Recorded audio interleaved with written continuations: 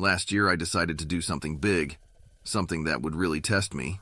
I planned to cycle across the country. My name is David. I'm 32 years old and I come from a small town right in the heart of the Midwest. After my dad passed away, cycling became my way to deal with the sadness and to feel close to him again. He loved the outdoors. I set out on my bike to travel from coast to coast. I made sure to choose roads less traveled to really see the beauty of the country up close. It was late fall, so the air was cool and the sky was a blanket of gray clouds. There wasn't much green around, just stretches of open land that seemed to go on forever. One of the places my journey took me was a remote road in rural Nevada. It was the kind of place where you could ride for hours without seeing another soul. Just the road ahead and the vast, quiet landscape. It should have been peaceful, but that day, it felt more eerie than calm. The chilly wind and the empty road made me feel like I was the only person left in the world. Little did I know, my feeling of being alone was about to change, and not in a way I would have ever wanted. As I was refilling my water bottle at a lonely gas station, a rusty SUV pulled up. The driver, Mr. Allen, seemed friendly enough at first. He was a man in his late 40s, with a face that looked like it had seen a lot of sun and a lot of miles. He struck up a conversation, and when he found out about my plan to ride through a particularly empty 100-mile stretch ahead, he offered me a ride. He said it could get dangerous with the unpredictable weather and the wildlife. I was feeling really tired by then, and that stretch did look more desolate than most. Hesitantly, I accepted his offer, loaded my bike into the back of his SUV, and we set off. At first, we just chatted about the weather and the road, but soon, Mr. Allen started asking more personal questions. He wanted to know about my family, why I was traveling alone, and if anyone was expecting me soon. His voice changed a little with each question, becoming less friendly and more probing. I tried to give vague answers, but he kept digging. I noticed he kept glancing in the rearview mirror, not at the road behind us, but at me, and at the large duffel bag he had in the back seat.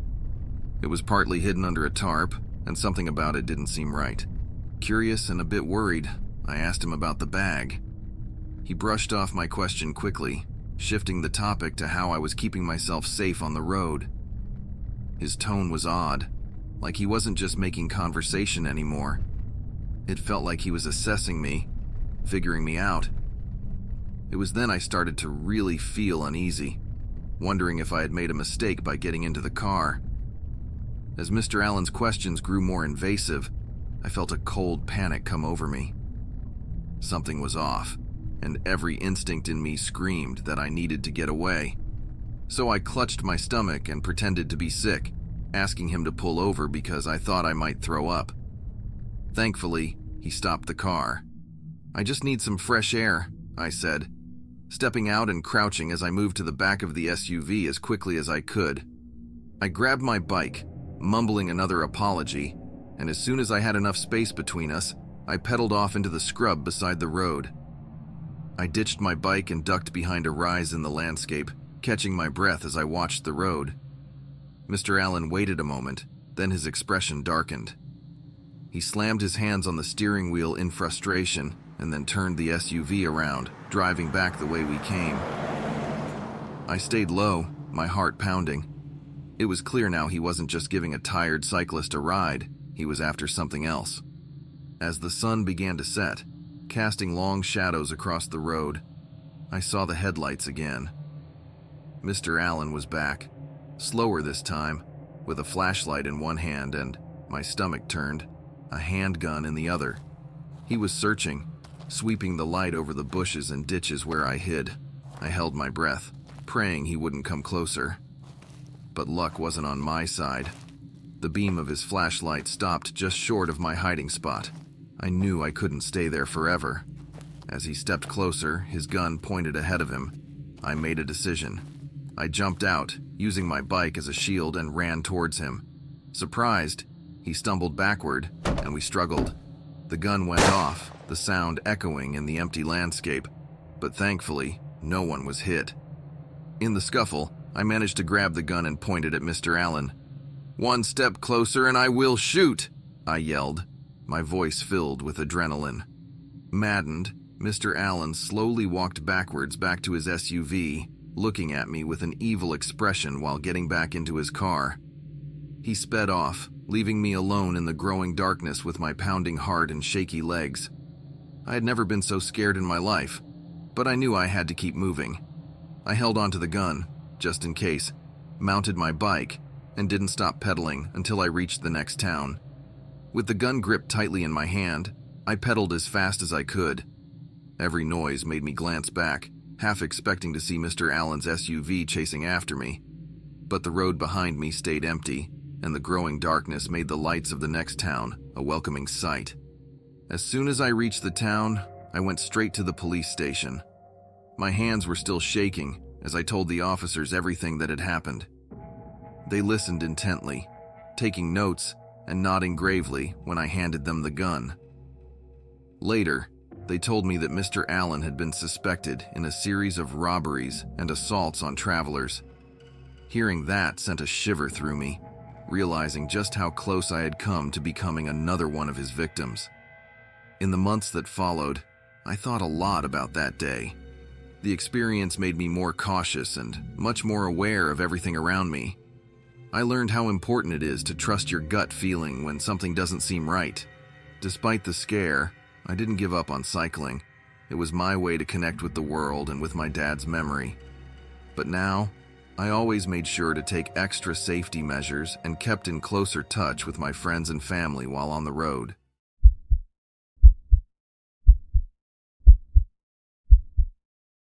Last year, something happened that changed how I see everything. My name is Emily, and I'm a nurse. I've been working the night shift at a big city hospital for the past 3 years. It's a job full of challenges, but I really care about helping my patients. Night shifts are different from the day. During the day, the hospital is loud and full, but at night, it's like a different world. It becomes so quiet, the only sounds are the beeping of machines and the occasional echo of footsteps in the long, dimly lit hallways. The regular ward, where I work, feels especially eerie at night. The lights are dimmed, and the shadows seem to stretch across the floor. It's in this quiet and shadowy place that I came face to face with a nightmare I never expected. Mr. Carter, a 40-year-old real estate agent who insisted we call him by his first name, Mark, was one of those patients who seemed to charm everyone around him. At first, I thought nothing of his friendly chats with the staff or how he could make us all smile even during a stressful night. But soon, things started to feel off. His stories about his past were inconsistent, like he couldn't keep track of the details. Then there were the visitor logs. Oddly enough, they didn't seem to match the stories he told us about his friends and family visiting. Despite noting on his form that he is married and sharing with us that he has 2 young children, none of us had actually seen them visit Mark. Even more unsettling was how he often roamed the hospital at night. He said he couldn't sleep and needed to walk a little, but it seemed strange for someone supposedly recovering from illness. One night, as I updated the patient records, I stumbled upon something that gave me the chills. Mark had been admitted to our hospital before, but under different names, different stories each time, and each of his discharge dates lined up eerily with reports of local people going missing. Then there was the suspicious conversation one night when I went to check on Mark. As I approached his room, I heard him on the phone. He was speaking in a hushed, urgent tone. "Make sure everything is cleaned up before we meet," he said. I stood frozen outside his door, listening. Who was he talking to? What did he mean by cleaned up? My heart raced as I realized that Mark might be involved in something far darker than just some made-up stories. After I found those chilling items in Mark's belongings, I rushed to report everything to hospital security. They looked seriously concerned and immediately told me to keep quiet about it while they contacted the police. Despite the secrecy, Mark must have noticed my anxious behavior. The next day, I found a note in my locker. It read, "Curiosity can be dangerous." The message was clear. He knew I was onto him and wasn't going to just stand by. The situation escalated the following night. Mark was gone from his room when I came to check on him. My heart skipped a beat as I searched for him, only to find out from the security team that the surveillance cameras had caught him trying to get into the nurses' locker rooms. It hit me then. He was looking for information about me, probably trying to find out where I lived. Before the police could arrive, Mark confronted me in one of the darker, less frequented parts of the hospital. His charming facade was gone, replaced by a cold and threatening presence. "You're making a big mistake, Emily," he hissed, stepping closer. "Just forget what you saw, or else." The menace in his voice was palpable, and I knew he was serious about silencing me. Fearing for my life, I turned and ran. I could hear Mark's footsteps pounding behind me as I dashed through the corridors. Using my knowledge of the hospital's layout, I led him right into a trap. The police had just arrived and were waiting, hidden by the shadows. As Mark rounded the corner, they tackled him just as he was about to grab me. The officers subdued him, and I collapsed to the floor, overwhelmed but safe at last. It was over. Mark was handcuffed and taken away, his plan to eliminate me as a witness thwarted by the very traps he'd hoped to set for others. The relief that washed over me was indescribable, mixed with a haunting realization of just how close I had come to becoming another one of his victims. After everything settled down, the police conducted a rigorous investigation into Mark, or as we later found out, James Benson. It was a shock to discover he had been living a double life. James was actually a married man with 2 children, though they were estranged from him. Thankfully, he knew nothing of their whereabouts, keeping them safe from his dark actions. James eventually confessed to a horrifying truth. For the past 8 years, he had killed 6 female hospital workers. Each time, he pretended to be very sick so he could be taken to hospitals. This was his way to build trust and secretly find out personal information about the hospital staff. Later, he would use this information to show up unexpectedly at their homes, where he brutally attacked them. It was chilling to realize how close I had come to being one of his victims. The police are still digging into his past, trying to determine if he had any accomplices. The thought that there might be others involved is overwhelming and keeps me up some nights.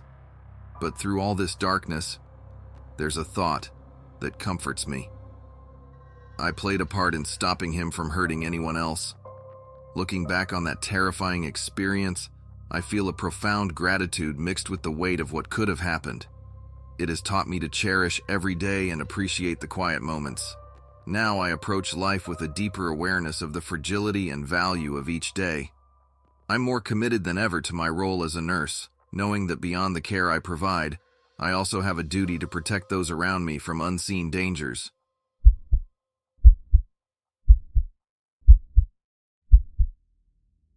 It was a few months ago, late at night, when I had just finished a long shift at the cinema. My name is Stephanie, and usually I'm pretty good at handling tough situations, but that night was different. The city felt more empty than usual, and the streets were quiet as I decided to take a shortcut through an alley to get to my apartment faster. This alley was squeezed between some old, tall brick buildings. It was always kind of dark, and not many people liked to use it, especially at night because it was so dim and out of the way. But I figured it would cut my walk time in half, so I went for it. Little did I know, that shortcut would turn into one of the scariest experiences of my life. As I walked into the alley, I heard what I thought was my own footsteps echoing off the brick walls. But I quickly realized I had company. As I listened closer, it was clear the footsteps didn't match mine. They were slower, heavier, and they were definitely coming from behind me. I immediately regretted my decision to take the alley and tried to convince myself it was nothing. Trying to stay calm, I took a quick glance over my shoulder and saw 2 figures in hoodies keeping a distance but clearly following me. They moved quietly, almost like they didn't want to be noticed. This made me really nervous. Why would they just be walking there without talking to each other or making any noise? As I kept walking, the alley seemed to swallow up more light, making it harder to see. I reached the darkest part of the alley, where even the weak streetlights couldn't reach. The shadows around me grew thicker. I could barely make out the figures behind me now, but their whispers floated through the air. I couldn't understand what they were saying, but hearing them whisper made the hairs on the back of my neck stand up. I knew I had to think fast. I knew I had to do something quickly. Pretending to be calm, I pulled out my phone and pretended to make a call. I spoke louder than usual. "Hey, yes, I'm just passing through the alley now." "Oh, you're close?" "Great. My friend, the police officer, is meeting me at the end of the alley." I hoped the mention of the police would scare them away. But instead, something scarier happened. One of the figures suddenly started walking faster, almost running towards me. My heart was racing. I couldn't pretend anymore. I turned and started running as fast as I could. The sound of their speeding footsteps hammered in my ears. Just as I saw the end of the alley, my foot caught on something I couldn't see in the dark. I stumbled and fell hard onto the cold, rough ground. My palms scraped against the pavement, and I could feel the sharp sting of gravel pushing into my skin. I turned my head and saw the shadowy figures were now just a few feet away. They moved quickly, and their faces were still hidden under their hoods, their intentions unknown, but clearly not good. In a panic, I pushed myself up with a rush of adrenaline, but before I could sprint on, one of them grabbed me by my arm and pulled me back. I screamed for help at the top of my lungs, just in time. The other guy put his hand over my mouth right after I got it out. A group of people laughing and talking loudly as they left a bar were passing the alley right that time and heard me. Seeing what was happening, the three guys in the group immediately rushed into the alley, charging at the guys and yelling threateningly to let me go. They stopped dead in their tracks, hesitating as they saw the crowd, and then ran away, bolting back to the top of the alley.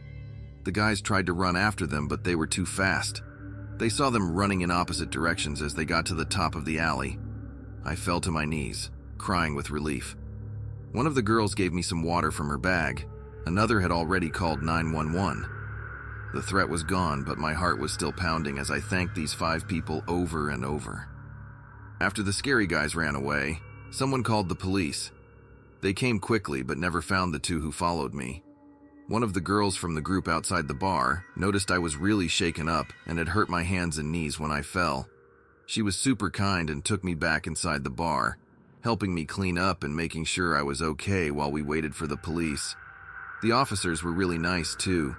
They listened to my story, took some notes, and then one of them drove me home. I was still a bit scared, but having the police there made me feel safer. Later, I heard that the city decided to put extra lights and even some cameras in that alley to make sure it was safer for everyone. That made me feel a little better. But after that night, I couldn't stop thinking about what happened. I decided I didn't want to work late nights anymore.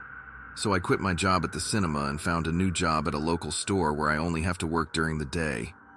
It feels much safer, and I'm glad I made that change. Looking back, I realize how lucky I was that nothing worse happened to me that night. It taught me a big lesson about making wise decisions. Sometimes it's not worth taking a shortcut or the faster way if it means you might not be safe. I learned that it's always better to be safe and careful because you never know what could happen.